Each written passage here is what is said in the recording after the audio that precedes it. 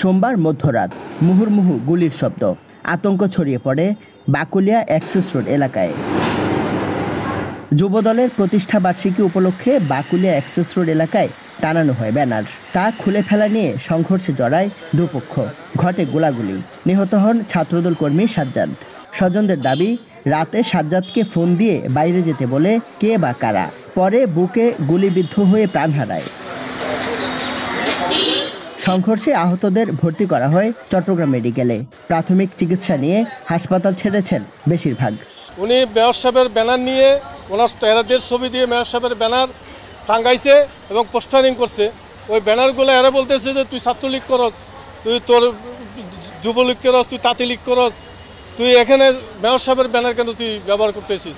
ওইটা নিয়ে বাড়াবার হয়ে আমার ছেলেকে ডাইরেক্ট গুলি করছে। আমার ভাইকে মেরে ফেলছে, গুলি করছে।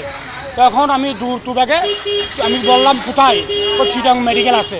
আমি এখানে আইসা শুনতেছি যে অ্যাক্সেস রোডে এই ঘটনা করছে, গুলি করছে। কারা গুলি করছে? গাজী সিরাজের অনুসারী বলতেছে। মঙ্গলবার সকালে আহতদের দেখতে মেডিকেলে যান চট্টগ্রাম সিটির মেয়র ডাক্তার শাহাদাত হোসেন। হত্যাকারীদের গ্রেফতারের দাবি জানান তিনি। সুনির্দিষ্ট যে ছেলেগুলির কথা এসেছে, ওনার বাবা বলেছে বোরহান, এবং এই যে ছেলেগুলো যে এগুলি করছে দীর্ঘদিন যাবৎ, আমি বলছি যে অনতিবিলম্বে তাদেরকে গ্রেপ্তার করা উচিত, এবং আমাদেরও যদি কেউ থেকে থাকে তাকেও গ্রেপ্তারের আওতায় আনা উচিত বলে আমি মনে করি। এখানে সন্ত্রাসীদের কোনো দল নেই। আমি বারবার বলছি, আমি এই শহরটাকে নিরাপদ শহর হিসেবে দেখতে চাই। হত্যায় জড়িতদের ধরতে অভিযান চলছে বলে জানিয়েছে পুলিশ। তাদের একটা ব্যানার টাঙানো হয়, এই নামানো, এইটা নিয়ে তাদের মধ্যে দুপক্ষের মধ্যে মারামারি আর কি, গোলাগুলি হচ্ছিল। ওখানে একজন মারা গেছে। মামলা হয়নি, মামলা হতো এজার দিবে, আমরা এজার দিলেও রাত্রি স্বজন এসে এজার দিলে আমরা মামলা নিব। এই কোনো গ্রেপ্তার নেই, অভিযানে আছি আমরা। নিহত সাজ্জাদ এলাকায় মেয়র শাহাদাত হোসেনের অনুসারী হিসেবে পরিচিত।